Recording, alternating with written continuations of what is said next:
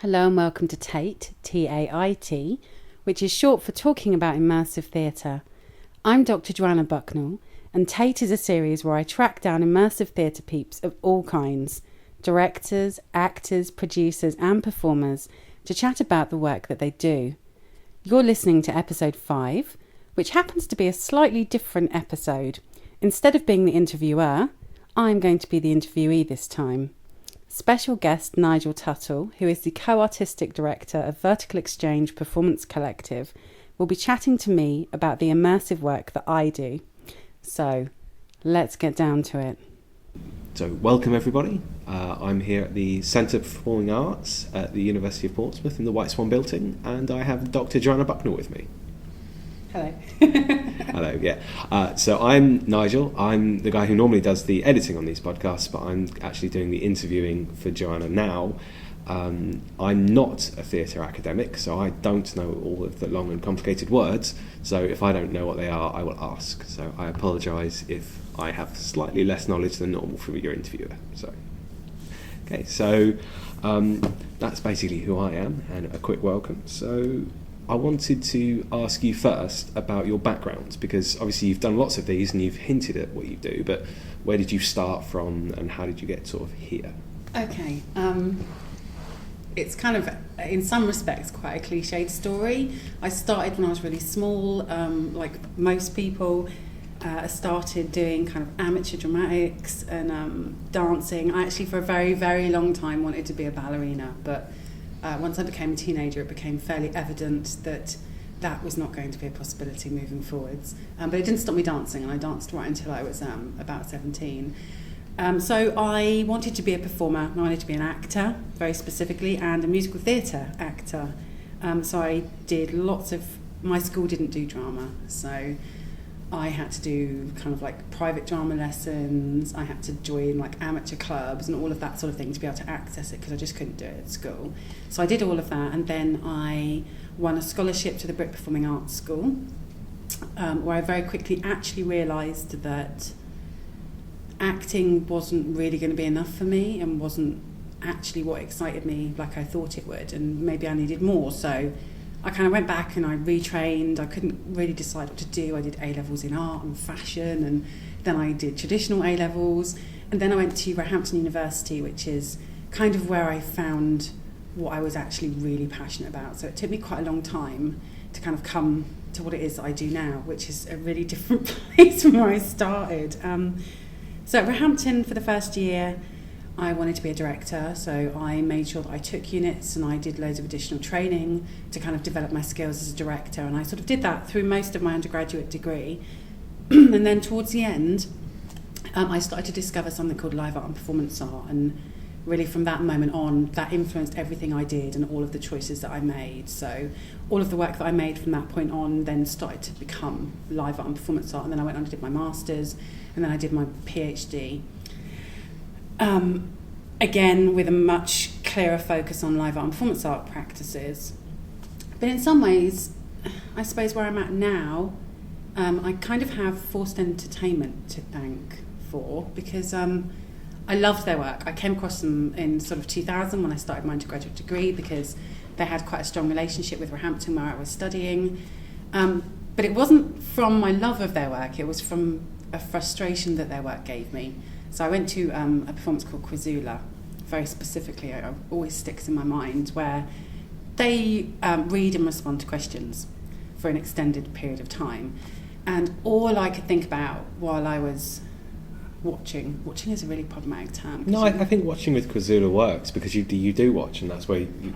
Sorry, I'm preempting your answer there, aren't I? But that's where your frustration comes from, because you get to the point about half an hour in and it's like, okay, can I say something now? Which is what I know you are thinking. So. Yeah, so, and I just kept thinking to myself, why can't I play too? I want to answer the questions, I want to play. I completely understand most people in the room probably are not thinking the same thing as me, but that's what I felt. And then the more and more I went to see work like that, durational work that was more live art, I just kept thinking to myself, I want to play as well, and why can't I take some of the responsibility? Because this work kind of gives you a cerebral responsibility for your experience, but it didn't really give you a material responsibility. So what I thought was, there must be work that does that. So basically my PhD was me going, there must be work that lets you do this, and I want to make work that lets people do this. So everything I've done from about 2006 onwards as a practitioner and as a scholar has been about trying to understand work that lets you play, and also making work where fundamentally you get a responsibility, you're responsible for your experience that you have in a way that kind of more traditional theatre doesn't give you. And it's again, it's built on this frustration of there was always for me, especially when I started to direct, I started to think, this is so strange that we don't acknowledge that there's all these people sat in this room watching us, and there was always something for me which felt a little bit ludicrous about that. I think with theatre in the sort of contemporary age, it's the big selling point, which you can't forget. If you're going to just play out a play in front of an audience where people are just saying nothing and you pretend they're not there, then it is, when you've got a world with video games and films being so prevalent, it is strange that the theatre didn't exploit that more, perhaps. So, and I think maybe that's why, because when I started my PhD, I struggled to find work that you would now potentially consider immersive. People weren't using that term back in 2006 at all. They were using all kinds of different things, and mostly actually calling things site-specific. But then suddenly there was an explosion, probably in about 2008, 2009, where work started to move kind of beyond site-specific even, and into what we would probably now call immersive. And for me, I think it seems odd that a reaction like that would happen at this time, but I don't think so. I think it's exactly what you're talking about. It's the fact that the thing that makes theatre unique and the thing that's special about theatre is its liveness and the ephemerality of the experience that happens live in front of you, which film, I mean, it's changing in gaming. I think gaming is difficult to link it in with that. We'll come on to my questions on gaming. But yeah, so I think I can understand why there's been an explosion, but when I first kind of got involved in this sort of work, no one was really calling it immersive. I mean, yeah, you, not to inflate your ego too much, but you definitely were ahead of the curve on that, because you started writing about it basically before anyone else. Yeah. With your PhD, so. The difficulty with that, though, is I came up with a whole kind of like little body of terminology that, because it took me a while to finish my PhD, because it takes everyone a while to finish their PhDs. By the time I finished it, the press had already started using the term immersive, and I had this whole other kind of vocabulary to describe this work that wasn't that. So what I've had to do now is to really reconsider, what does immersion mean? And so my academic work is very much about that, but my performance work is very much about that idea. The basis of all of it is about play, and is about how do I get you to come and play with me? Yeah. And what are the implications of you coming and playing with me, and what are the ethical ramifications of giving you the chance to come and play with me or with us, or depending on with whoever's there. With whoever's there. Yeah. So that's kind of the journey that I've been on to get to the kind of work I make now, which is a really long and strange journey, but I suspect if I hadn't had that long and strange journey, I wouldn't be doing the things I do now. Completely. It's nothing's ever straightforward. Or nothing. No. Most things aren't straightforward anyway. And on the things not straightforward, it brings me on to my next question, which is quite nice. I wanted you to talk a little bit about being a practitioner scholar, because I know this is quite a difficult sort of area. Yeah. I mean, it's quite normal in, say, science or engineering, where you would both do the thing you're studying and do research and results about it. But I think in sort of a humanity, it's less common. To an extent. So, and again, I think I was right on the edge of kind of that really exploding. There was a big movement at Bristol University, PARIP, probably I think it was in 2007, 2008, where people really started to recognise that there was this move. And in some respects, PARIP, if anyone doesn't know, is practices research. Yeah, practices research in performance. It was very specifically, and now people call it, in the UK anyway, PAR. Because we all have an acronym. Yes. Sorry. And academia very specifically. So,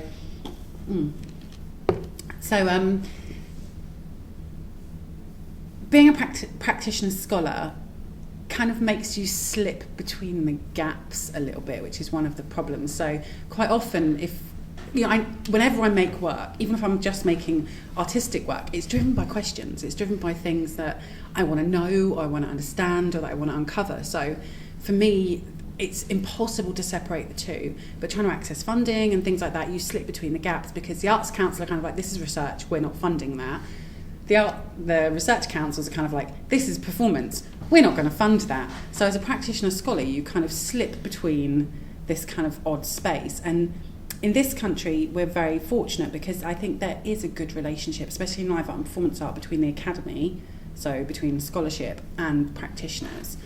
This isn't the case outside of the UK either. I think, like if you look at the United States, I have very limited knowledge about this, so I don't want to talk too much about it because otherwise someone listening might be like, what is she talking about? But from what I understand is practice and scholarship are very separate, and there is a kind of resistance between those two as a practice, which is odd because in our discipline, the performance is central. It's everything that we are concerned with, that we are interested in understanding or making. So I'm surprised it took so long for it to kind of become central to research as a research methodology.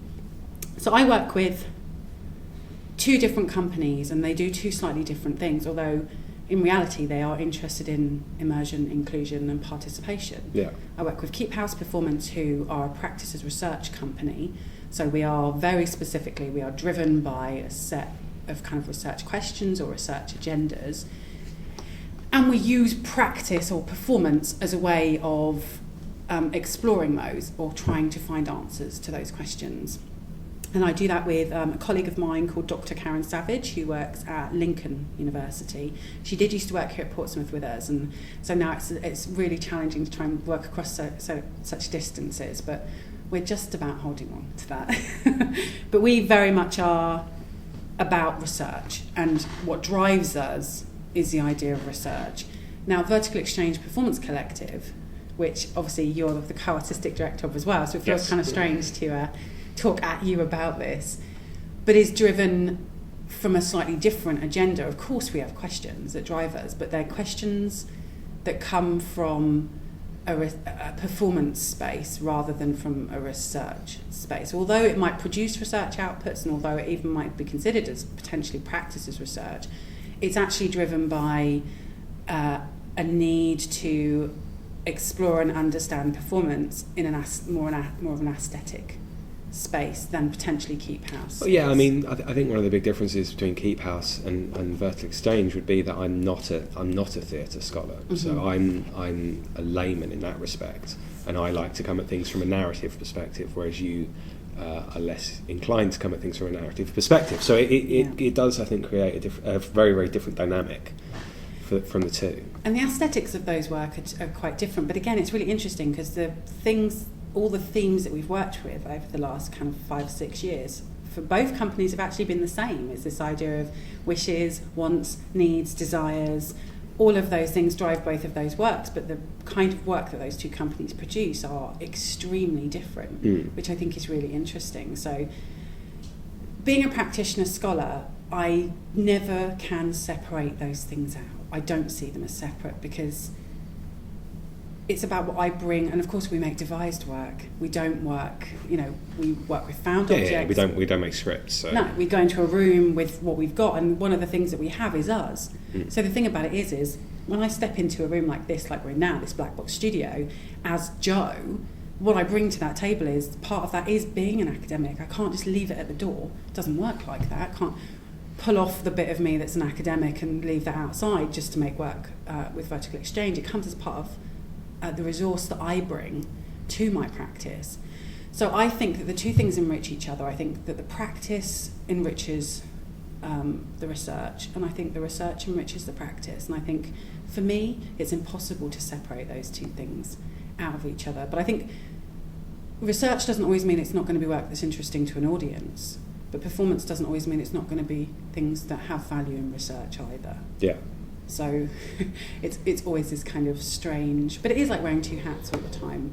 And I think you do a really good job with that because you, especially when we're making work with Vertical Exchanges, I always have half that academic hat on. So there's always things I want to know, but then it's about thinking about, well, how do we translate that into a way that is accessible? Yeah, accessibility is a big thing. Yeah, because Keep House doesn't have to be accessible. We present our work at conferences and within those kind of academic spaces. Vertical Exchange don't, and I think one of the things that we do well together is to make sure that work is accessible outside of the academy. Yeah. But that's also one of the big challenges I think we've had, is actually trying to get it Well, we out. we do have a tendency to do slightly odd located work, I suppose, in actual strange locations. Yeah. Also, again, brings my next question, the background effects, because one of the first things we actually did was a site-specific piece, as you can now explain, down in Plymouth. Yes, so, gosh, and that was in 2005. that was about 10 years ago, yeah. God, yeah. We got invited to be part of a festival called To Do, and we made a piece quite quickly. Very quickly. And it was our first ever piece that we made as Vertical Exchange Performance Collective. And we went down to to the Barbican in Plymouth it was, and we did a piece in the toilets. We did do a piece in the toilet. Which is... toilets that were slightly smaller than we expected as yes, well. Yes, they were. Which is also a big problem with site-specific, because yes. when you turn up and the toilet's too small, there's very little you can do about it. It's funny that you bring that up, because I never think about that show. We didn't get... This is back before everyone could take pictures on their phones and all that sort of thing, Yeah, so we have no documentation. Smartphones weren't a thing. I can't believe smartphones weren't a thing 10 years ago. But yeah, smartphones hadn't really happened, so... No, and so we have hardly... I mean, I've got a few got images. a few pictures, but that's it. But they won't open on the computer because they're a format that isn't... They're not JPEGs. Not so, they? No! Oh, I can sort that out. So they won't open. But yes, our documentation of that event is limited. But actually, when you're making me think about it, all the tropes of everything that we've done since are in that show. In a way, we had interactive elements. The whole thing was kind of interactive, and the whole experience was only activated by the engagement of the audience.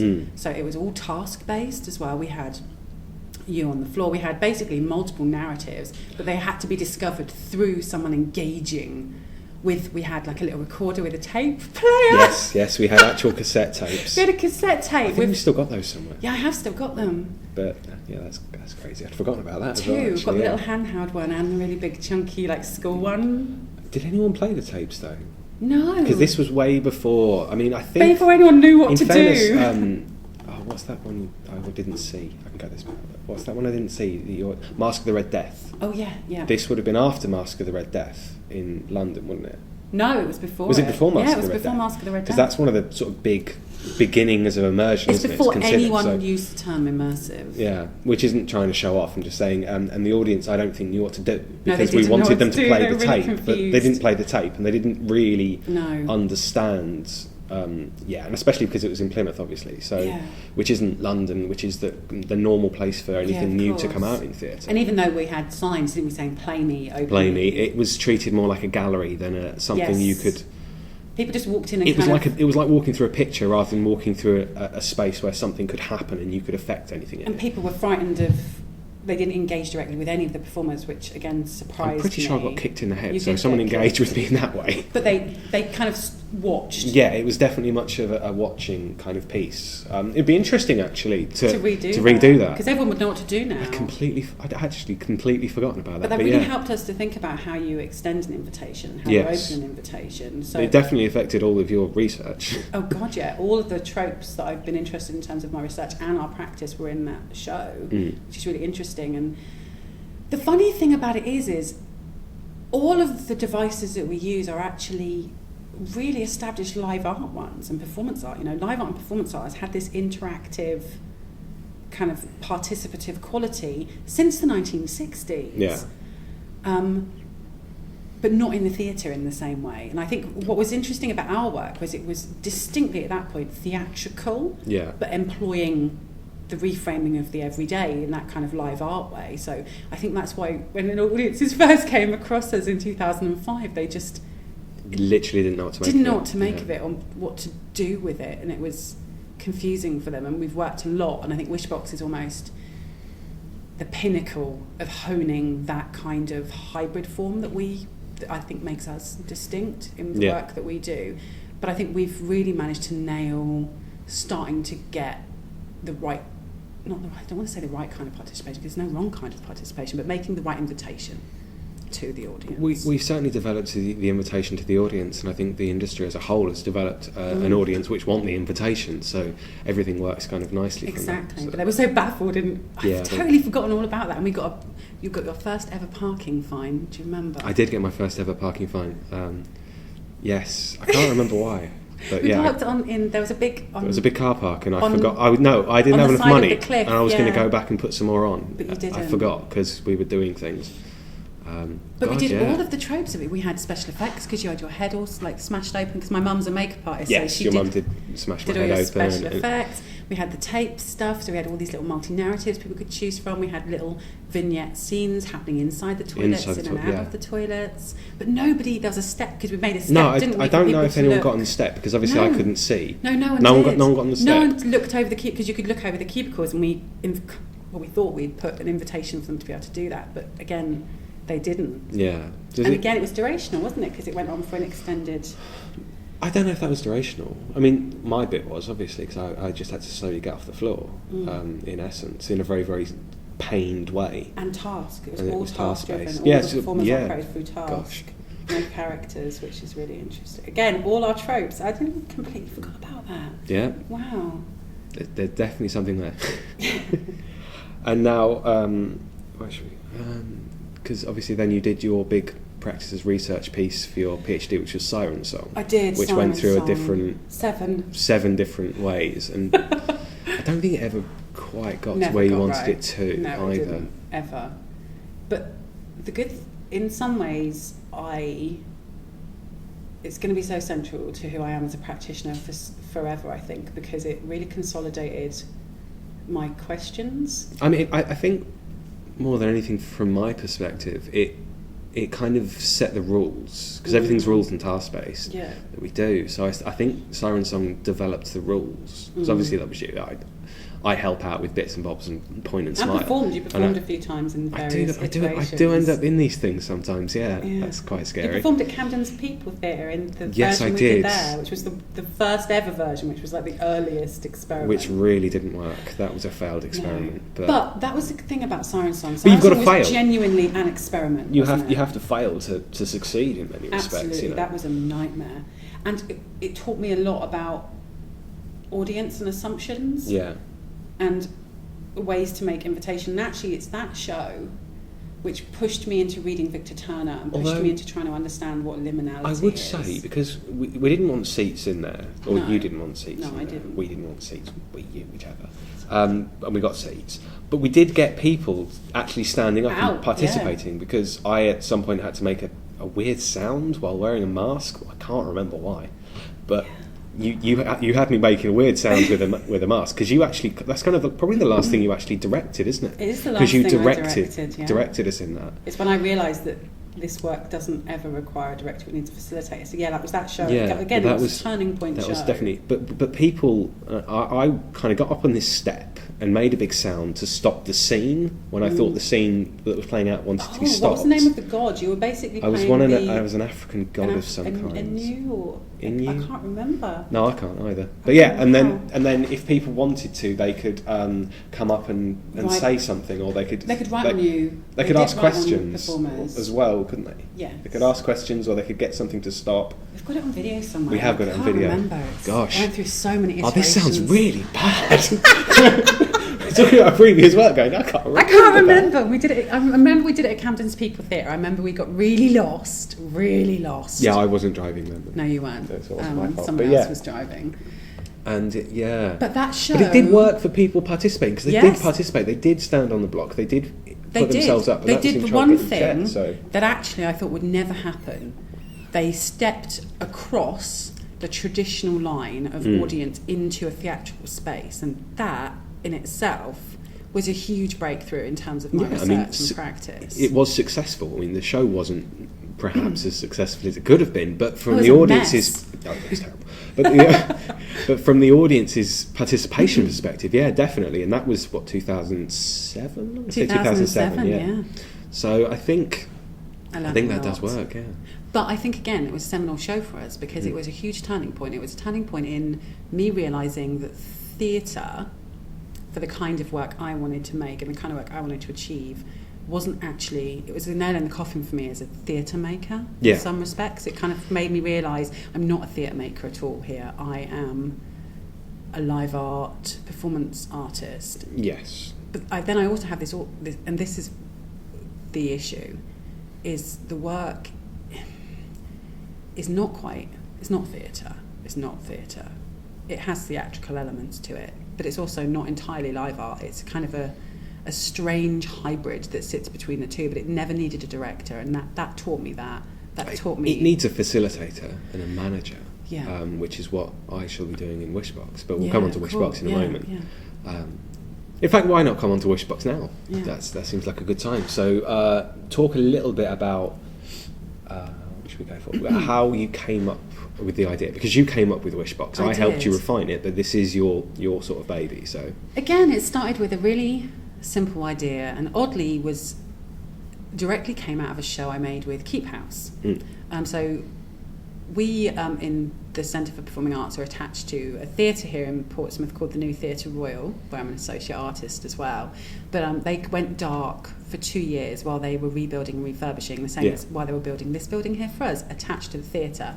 And when they reopened, they did something called Making Your Mark, and they asked Karen and I as Keep House they effectively commissioned a small show, a one-on-one show, to find ways of performatively documenting the community's experience of the theatre in order to generate heritage and legacy. So what we were asking people in that show, I won't go into too much detail about that show, but effectively what we were doing is collecting people's hopes for the future of the theatre before it went dark. yeah.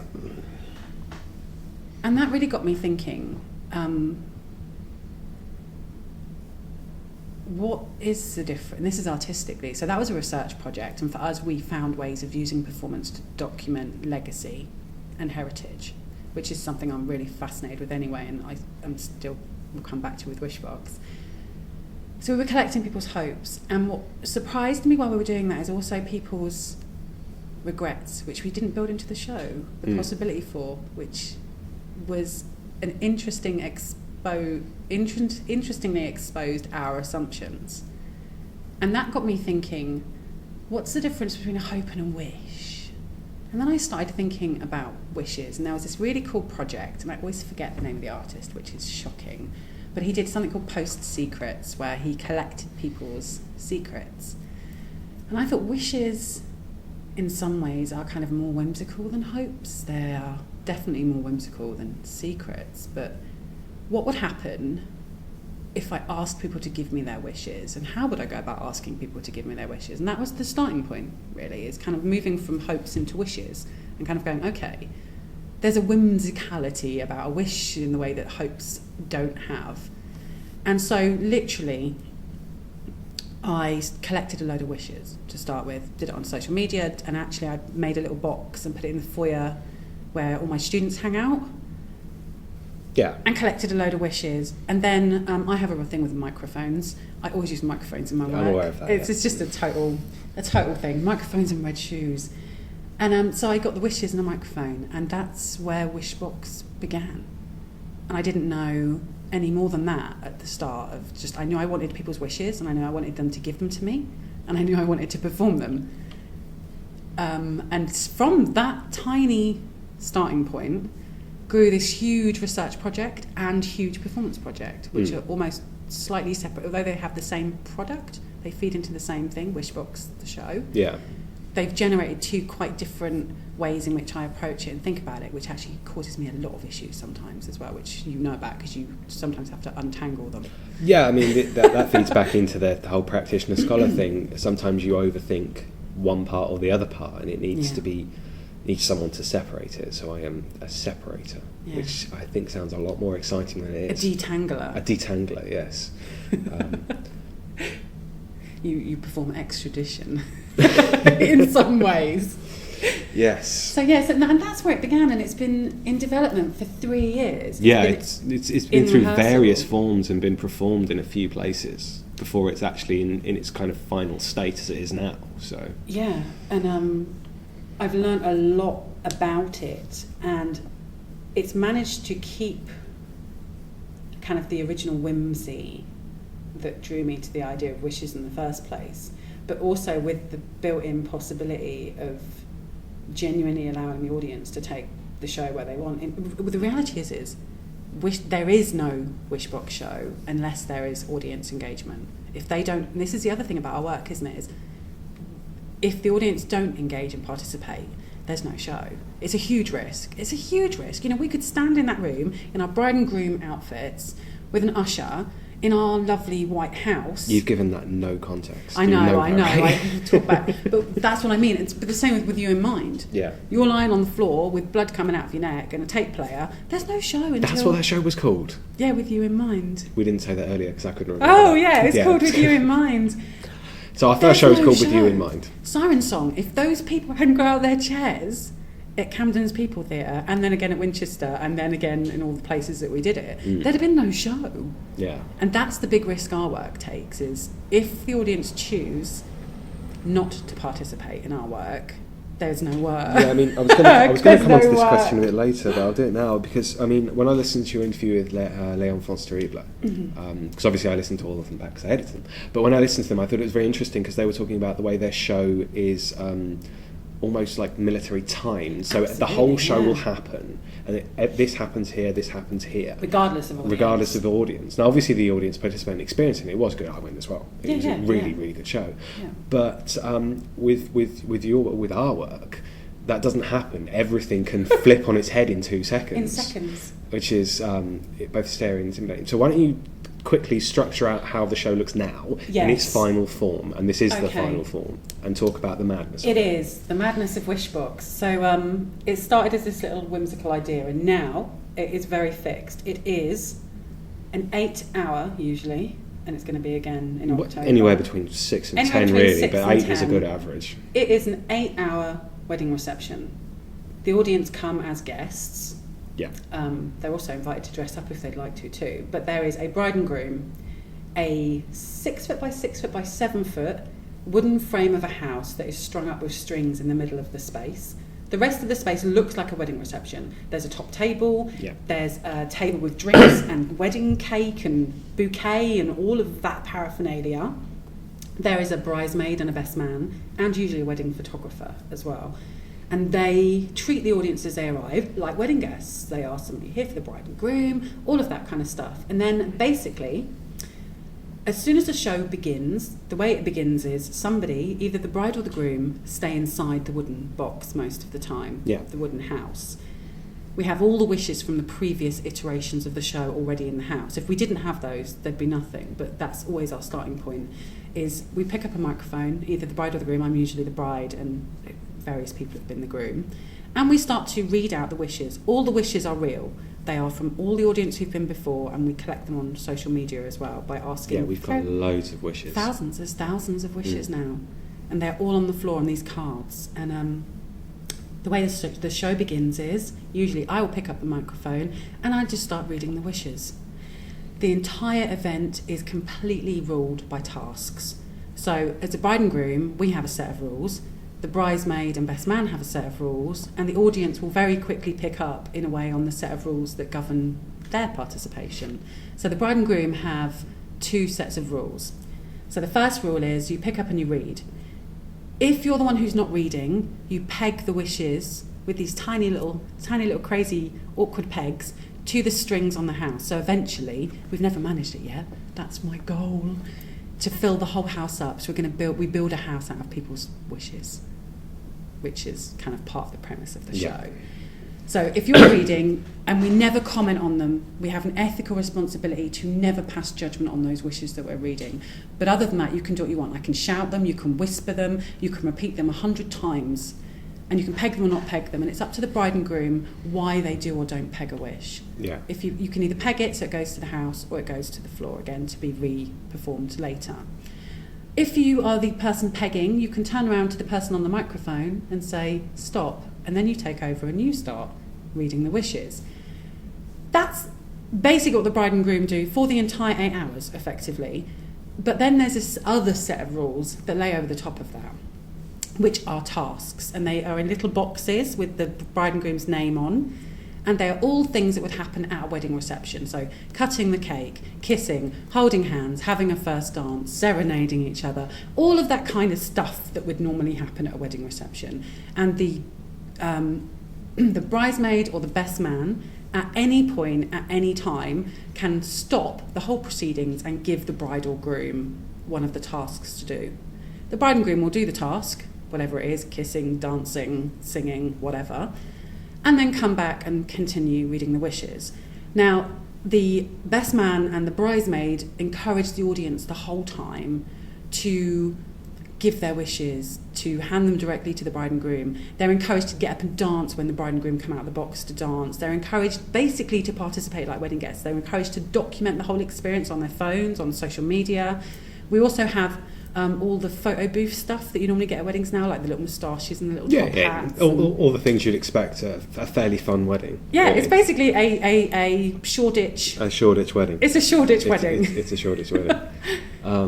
And of course, for me, as an academic, the complexity of all the things that sit under that and the reasonings for why we do all the things that we do are huge, and I don't have the scope to talk about them here. No, that's why I'm writing a book. That's why I'm writing a book about it. Book, yeah, it's good. Although I have published, and this is probably quite shameless, but I did just publish a journal article in a journal called Performance Research about Wishbox. So that, if you do want to know more about kind of the academic side of things, I'd start to explain some of it there. So if you want to have a look, do. If you find that kind of thing boring and dry, then I don't blame you and don't look. Just go to our website and look at all the really cool pictures and stuff. This is why Wishbox is challenging as well, because trying to... It's not the easiest thing to explain. I can't explain. In like, you know, what everyone wants. Everyone wants a bloody soundbite now. Everyone wants a soundbite, and they're like, explain Wishbox in a soundbite, and I'm like, I can't. Yeah, it is definitely a struggle. I mean, yeah, and that's partly to do with form, because with immersive theatre, I could be like, it's this story that you get let into. If it was live art, I could say, we're challenging this. It sits between the two, which is awkward. It's awkward for us as the makers and the people who have to market it and publicise it, but in some ways it's kind of its strength for me as a practitioner. I like the fact that we slide between the gaps in the pavement all the time, and I think it's one of the things that kind of makes the work quite accessible as well. So trying to explain it though, well, I mean, it's just taken me probably 10 minutes to explain. Close to. Yeah, and that's the basic bare bones of Wishbox. So that's the show. because when we redesigned it, really, because I mean you did it for the first 2 or 3 times in a plastic little almost box. Sort of more on your own, because I was doing other things, and then I've sort of come on board, and I was not desperate, but I wanted to add a bit of narrative to it and a bit of backstory, because I think the audience would enjoy that, and you were very resistant to that, which I suppose is where the house really came from. It was all part of that discussion as well, because originally you had like a glass box, and your bride and groom were trapped in a glass box, and it was supposed to fill up with wishes. So rather than that, and the house, I suppose, was me adding a little bit of sort of more narrative structure in a way.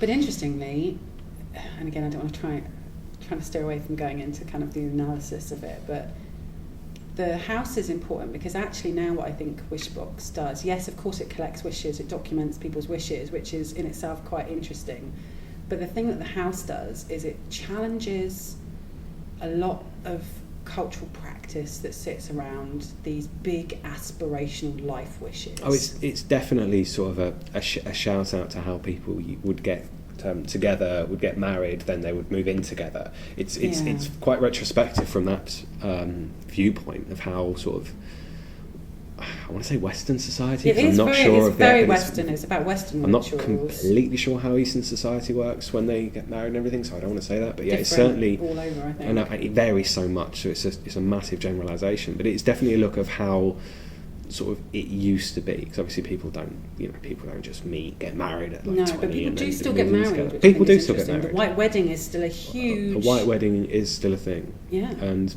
we really like that cultural practice. Yeah. So it's really trying to expose the cultural practice, but it's almost like strategic penetration. It's from within it. Yeah. So it does it gently, because some live art is hard. And don't get me wrong, I enjoy that a lot. I actually really enjoy hard live art that's hard to live through. Yeah. I enjoy. And I think the difference with Wishbox is it does all the same things that those things do. It challenges those things, but it does it gently. And it does it with a wink and with a taking of your hand. And I think that's one of its strength is its whimsical, gentle playfulness. I mean, obviously, a lot of the live art sort of what you would call it closer to immersive practice of the 60s were very, very angry. You could have found yourself strapped to a tree naked all of a sudden because that's the kind of reaction to the time. Whereas now, I think you want to encourage people to participate because that's the good thing about Wishbox. You can go in and you can view it like a piece of theatre if you want to. You can grab a seat in the corner, you can grab a drink, and you can sit, and you can not move, and you can watch people dance around. You can watch some speeches. You can watch the wishes, with the bride or you can pour dance. Your heart out. Yeah, you have the option. I think, would you call that agency? Yeah, you have definitely. the agency. You have the choice of whether to take up your agency or not in that. And again, one of the things I love about it is 1 minute everyone is laughing at the rude or really funny wishes that people put, and then the next moment I'll have to read something that breaks my heart.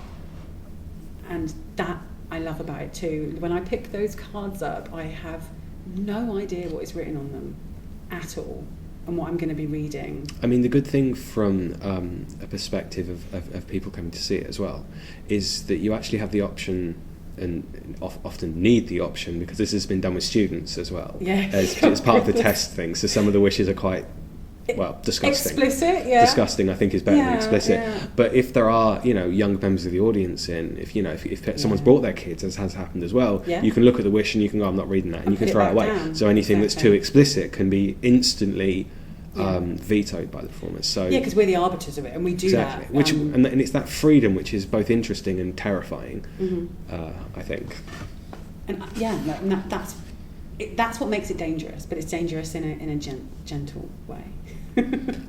Because, I mean, when we've run the show before, we've had no controlling person, in essence, really. I think it's been very much a collective, and I'm going to try and do the controlling element. Well, the trouble is with it, because it's so task-based and there's so many different rules that you have to kind of follow, but they drive the show. Without those, the show doesn't drive. And the problem that we've had is that, of course, over an extended time, for the first hour, the bridesmaids or the maiden of honour tends to get overexcited and you do loads of tasks, but then as it goes into 5 hours, they forget. And I think discipline has been something, it's been fine because we've been doing it in a laboratory setting, but now one of the things I think that will strengthen the show and that will really drive it and make it as exciting as it can be is that discipline, and it's been lacking that. And because I have to do everything, it's difficult because I'm trying to perform, I'm trying to make sure it gets documented, I'm also trying to make sure that people are sticking to the kind of the rules to drive the dramaturgy of the show, and I just can't do all of that. So that's why you're going to really step in before the show in October and make sure that kind of adherence and discipline to those rules, because those rules are the only thing that makes the show happen. So the rules entirely drive the show, and I think in some of the iterations, but again, they've just been workshop versions, so it's fine, have been a bit lax, but I think the most important thing for this kind of big up-and-coming show we've got is keeping those rules tight and taut. For that level of time, yeah.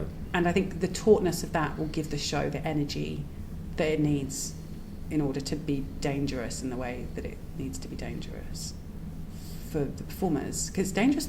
This is the other thing. Some work is only dangerous for the audience. This is dangerous for the performers and the audience. But I don't think the energy levels need to stay. I like the fact that the energy levels drop as the time goes on. I agree. But I think there's a tension that the rules hold that to. So, I'm mean. So if I was the bridesmaid, if I saw the bride getting tired, I'd keep making her sing or I'd keep making her dance, because it would expose the weakness of her human condition.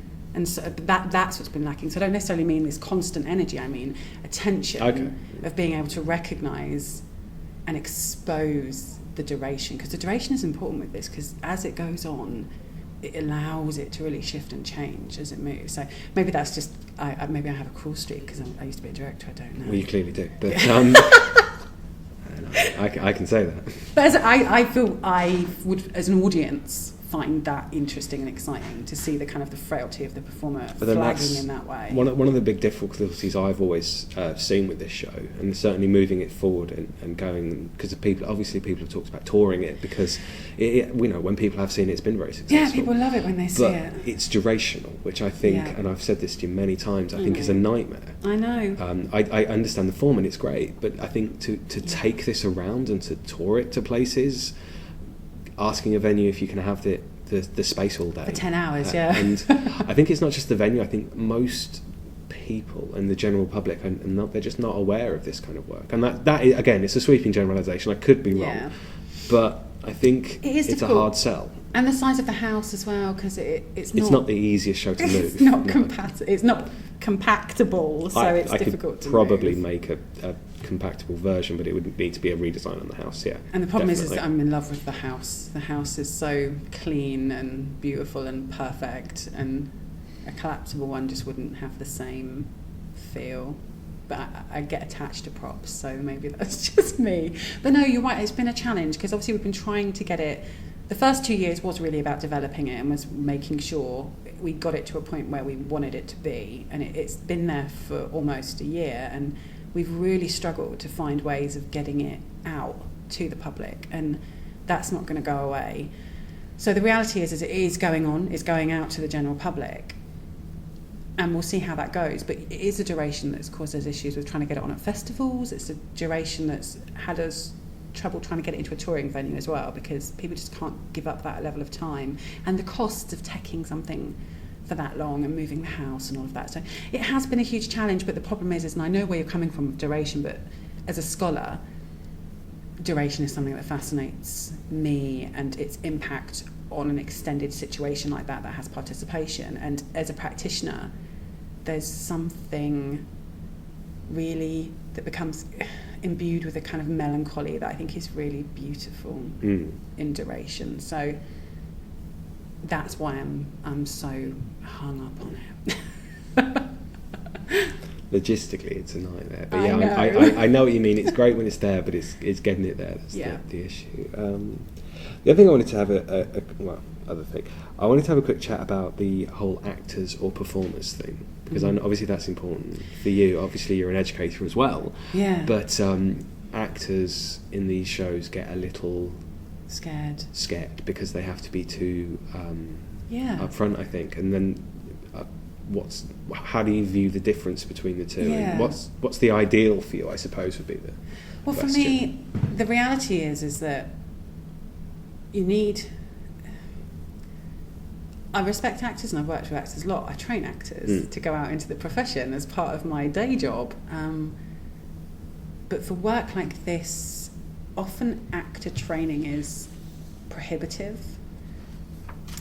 because the reality is there are rules, and you just have to be yourself, responding to those rules within that particular situation in that moment. And a lot of people would argue a script does exactly the same thing, but it is very different. You build a kind of consistency. This, you have to have, and it's something all performance artists have, is this kind of innate sort of charisma, which comes from a courage to give yourself to the audience. But not even to give yourself to the audience, it's to give yourself to the task, to be an absolute slave to the task. So you become a vessel or a cipher in that way. And that's how, when I'm performing in that way, that's how I feel. I'm like, okay, so I'm here and I am me. I'm not pretending to be anyone other than me. Yes, I'm wearing a wedding dress and I'm in this strange situation, but I'm still me, and I'm not pretending otherwise. And I'm here with a responsibility towards these things that people are giving to me. And that means I'm a vessel, which means I need to be true and have a kind of a responsibility to the tasks that drive my presence in the space. And I find that traditional actors really struggle to give in to that kind of approach. So, I mean, ideally, working with other live artists is great, because it's a kind of fundamental aspect of working in live art and performance art, because it's about the reframing of the everyday rather than pretense. But the reality is anyone could do it, because it's about responding to a task. So if you can follow an instruction, you can potentially perform in the show. because it's performing, not acting. You're not pretending anything. You're not engaging in mimesis. You are being yourself, responding to some rules. If you've ever played musical chairs or musical statues or any party game, you can perform in a show like this. That's how I see it. Anyway. Oh yeah, I don't do parties, so that sounds terrifying. If that terrifies you, don't do it, because Yeah. that's exactly what this is like. It's giving in to a rule and allowing a rule to marshal you. Okay, so the last thing I wanted to ask you about Wishbox, and I've never asked you this before, is there anything that you wish the audience would do that they haven't? Yes, actually there is.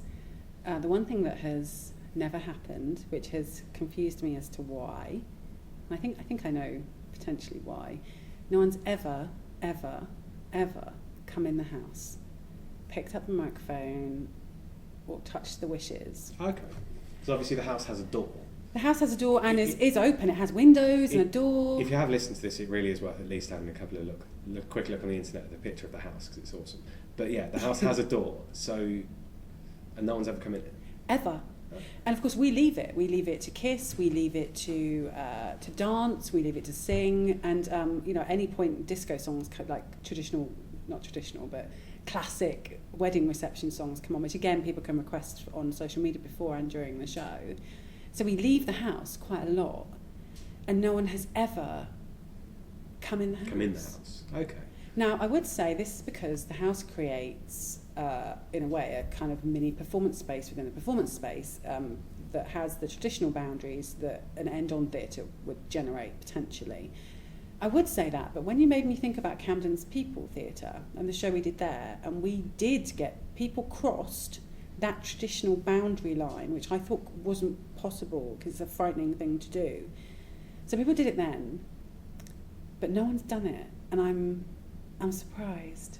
I mean, we actually don't even have a contingency for if someone does, which I do need to think about. Obviously, we're about to go into another section of R&D before the show is on in October. So that was actually, it's interesting you asked me that, because that was one thing I was going to address in that R&D is what do we do if someone comes in the house? Yeah, which is odd because the audience that we've had to date has mostly been academics and obviously drama students, because we've been developing it in rehearsal spaces.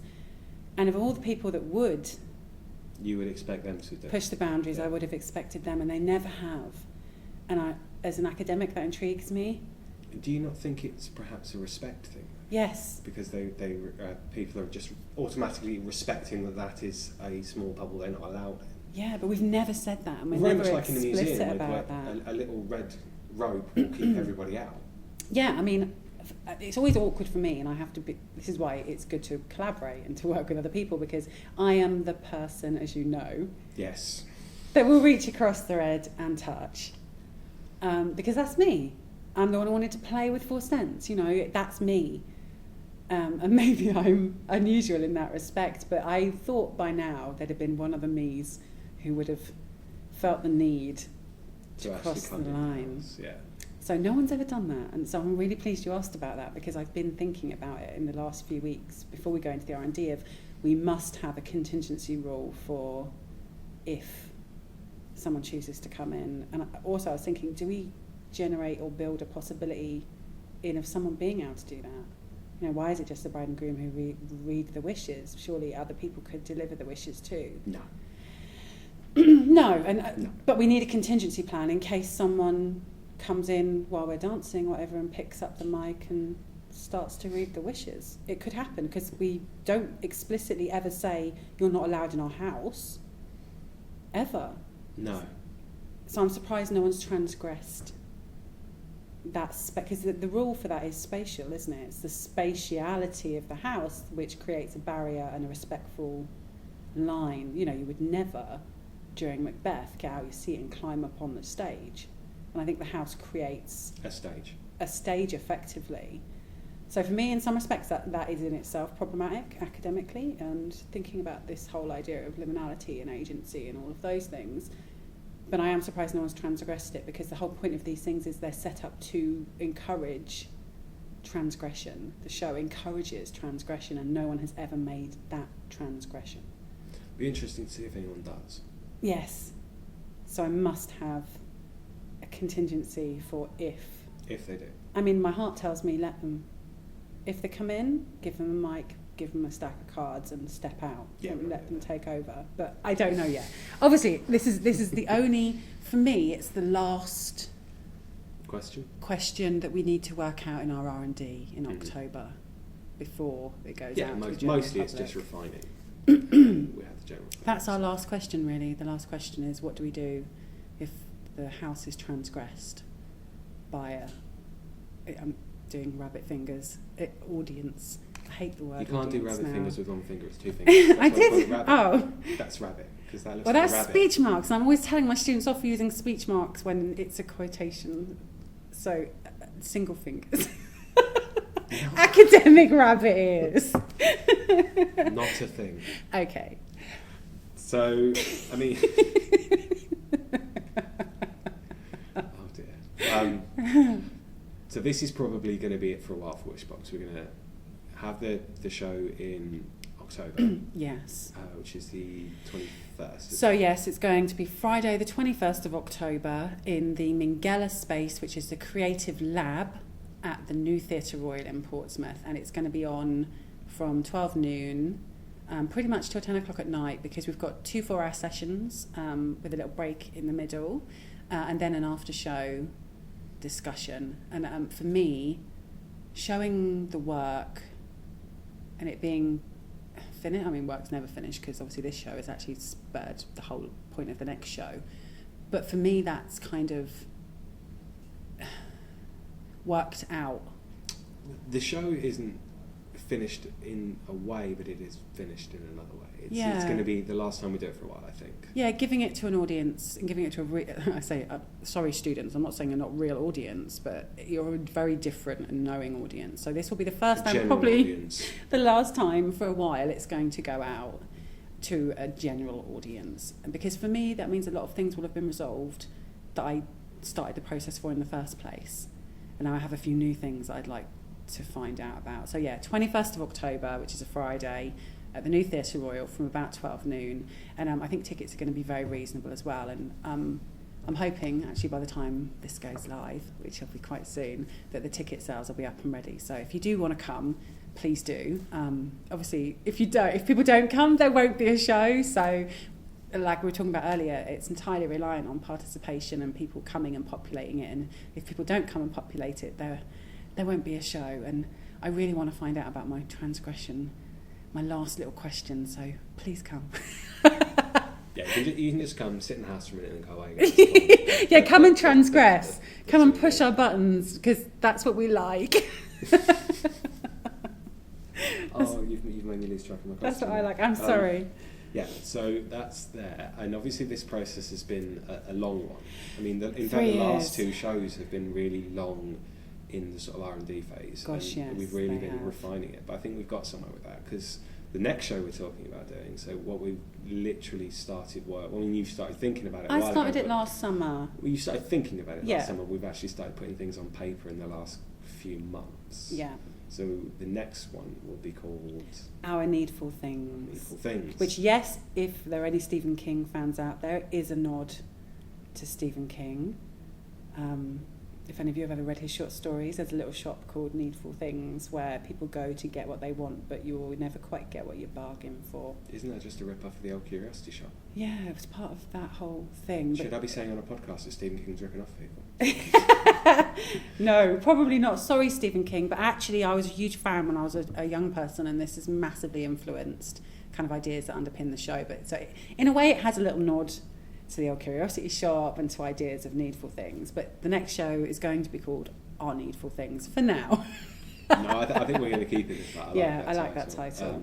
Well, we don't want to say too much about that, but certainly we want the R&D process and the process of doing it to be much shorter, because we're aiming for Brighton next year, aren't we? So we are aiming for Brighton Festival.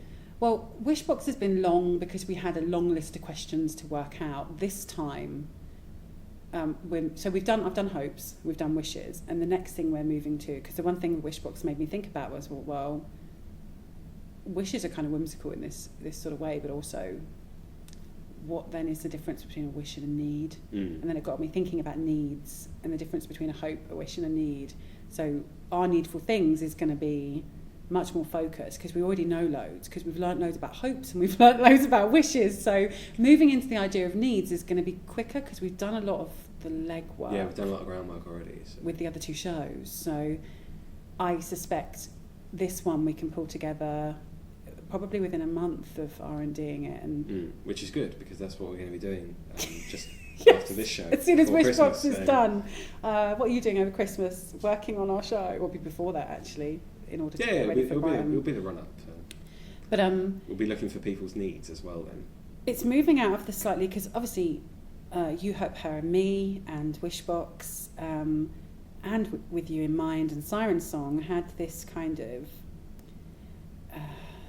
that being our previous work. All of our previous work had kind of a whimsy about it, and this is actually starting to address something which is much more fundamental and serious, and actually resonant with the way things are at the moment. And the idea of trying to fulfill a basic human need is what the next show is going to be about. And it's going to be much less grand. Everything else we've done to this point has been epic in some respects because of the scale of what we've done. This is going to be one-on-one.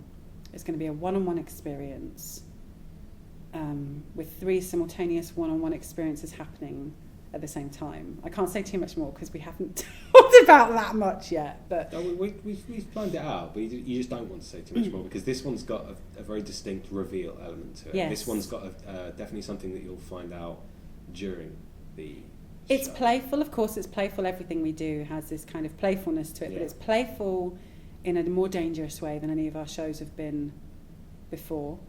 And there's a lot more risk involved for the audience as well as for the performers with this. But it will be one-on-one, which means it will be more intimate and more intense than any of our work has been to this point. So I'm really excited about moving into our Needful Things and exploring how we might go about fulfilling a basic need. And we've had to actually do a lot of research outside of the process itself for this, which we don't normally do. We normally gather found material and spend a lot of time gathering other people's material. This time we're actually having to do some research, and we've been looking at issues that surround kind of the refugee crisis. We've been looking at documents produced by the World Food Corporation and the World Health Organization, and it's really going to start to feed into some of those really pressing actual needs and concerns at the moment. And it's going to be very much focused about the consumption of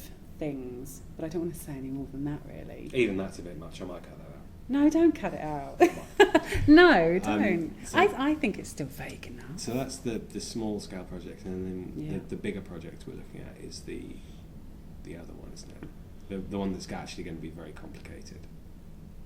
Yes. You're looking at me blankly like you forgot. No, I haven't forgotten. Well, we haven't even got a working title for this show yet, because it's going to require... It's going to require a lot of work, but it allows me to quickly talk about one other thing, because I've been saying to you for many years that I think gaming and theatre should come closer together. Absolutely. And that's basically what happened in immersive theatre, in my opinion. Well, people like Blast as a Theory... gamer, it's definitely kind of the way forward, and especially with the VR technology and the rise and hatred of Pokemon Go, depending on how you feel. I like Pokemon Go. I have some Pokemon, I'm not going to lie. Yeah. You have the one I want, which is annoying. But I only have one. I have one Pokemon. You have Squirtle, which is clearly the best Pokemon. I better stop geeking out about Pokemon. But the next show we're going to have is going to be, after that, the big show is going to have actual sort of a narrative basis to it. Yes. Which is going to be strange. It'll be very odd for me. It's been years since we've done that. I did narrative. And it's going to involve different forms of multimedia as well. So similar technology to Pokemon Go. Yeah, it's going to be, we're hoping, but it will be immersive. It will be immersive. It's going to be immersive in a very different way. And it will require, the reason it's sort of in our very early development stage. Very early, is because it's going to need some significant funding, which means we're going to be scratching around to either get Arts Council funding or a big research kind of grant to do this kind of work, because it's going to require bringing together people from different disciplines as well. So we're going to have to work with coders and gamers and people who design that kind of platform and people who work in VR. So it's going to be a huge collaborative project. Of course, it's going to have all the things that make Vex at the heart of it. It's still going to have the tasks. It's still going to have it's going to be intrigue. tasks. It's probably going to have some red shoes somewhere. Absolutely. Then no doubt will also be a microphone. More than likely. But I'm not going to say anything more about that. This is the ultimate teaser.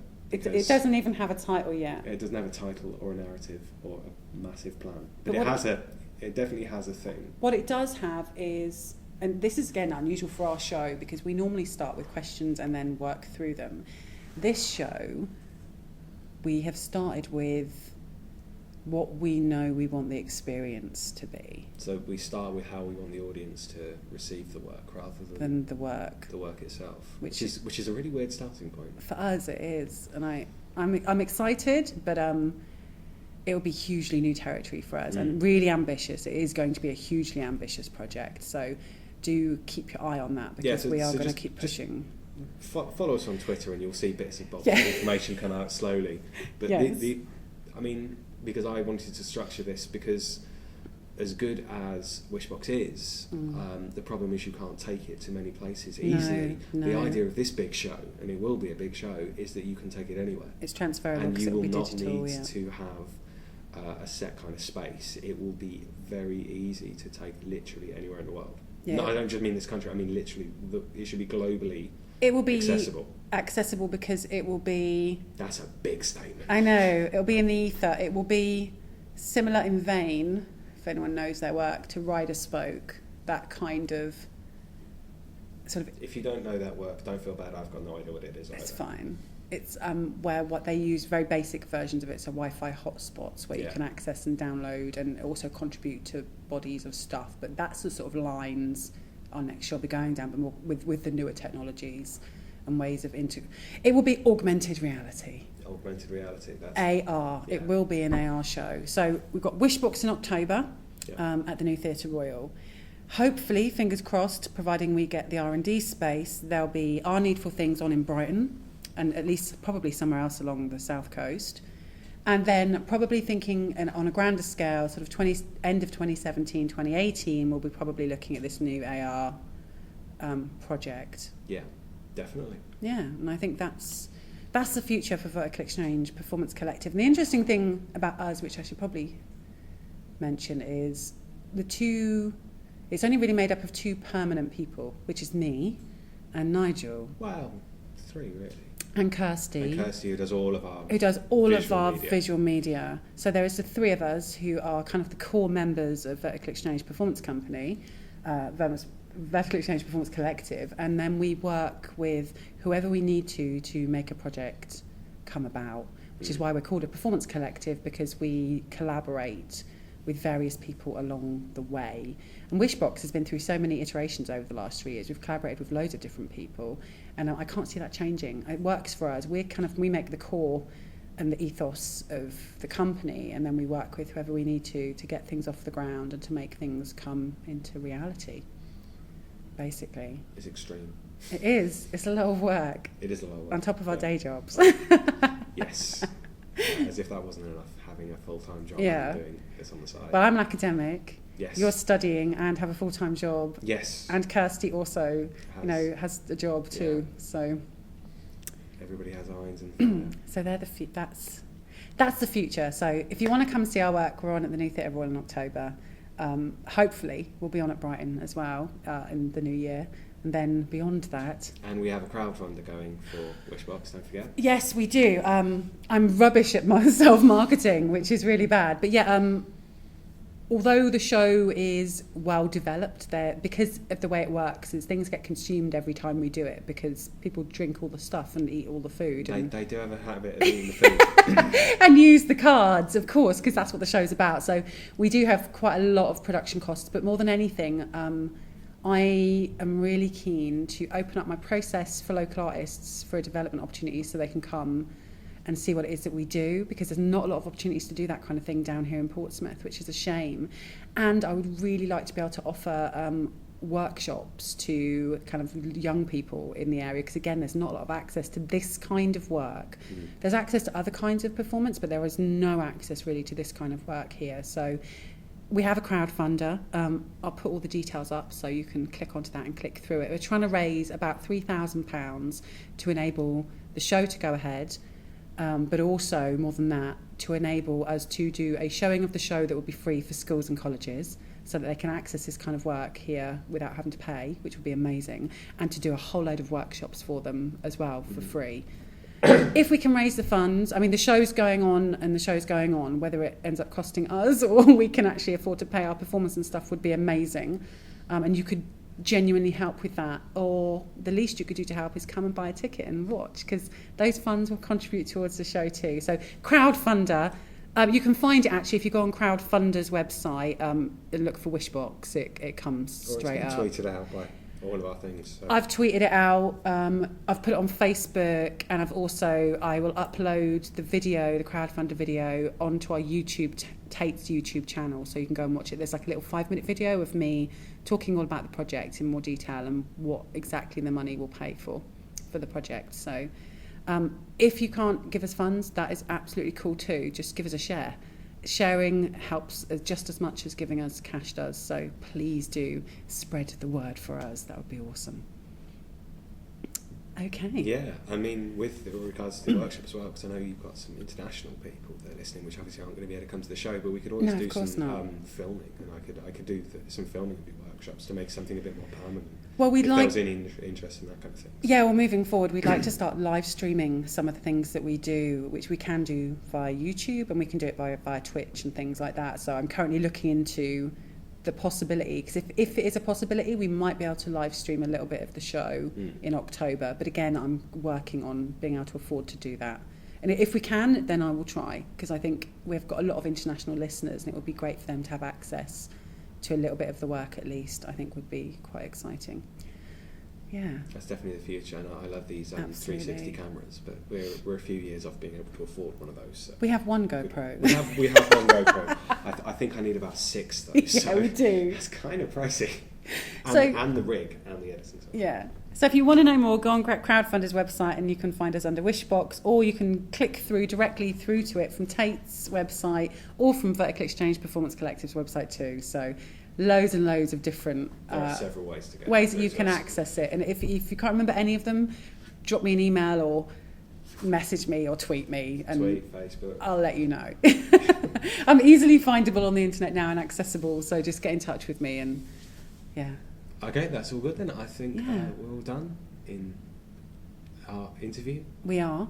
So, well, I'd like to say a massive thank you to Nigel for being a guest interviewer, for interviewing me. It's been very strange being the other way around. I'm not used to it. I'm used to being the interviewer, not the interviewee. I edit it, so it's strange that I have to talk. Normally I just do this in silence. So, yeah, thank you very much. Thank you. I hope you enjoyed the little shake-up in format. If you did, please do share with any other folks who have an interest in immersive theatre. You can find us on Facebook, Twitter, or on my website, which is joannabucknall.co.uk. Some of you have been leaving me comments and questions. Thank you so much for those. I'm going to be keeping them and collating them so that I can do a future minisode. If you do want to know more about Wishbox, again, you can find us on Twitter, Facebook, or through my website, along with all the information about the crowdfunder, and the tickets are going to be available through the New Theatre Royal. Again, there'll be links to all of that on my website, Facebook and Twitter as well. So next month for episode 6, I'm actually going to be chatting to Brighton-based practitioner Seth Kriebel. So I'm really, really looking forward to that, and hope that lots of you will join me again next month. Take care. Bye.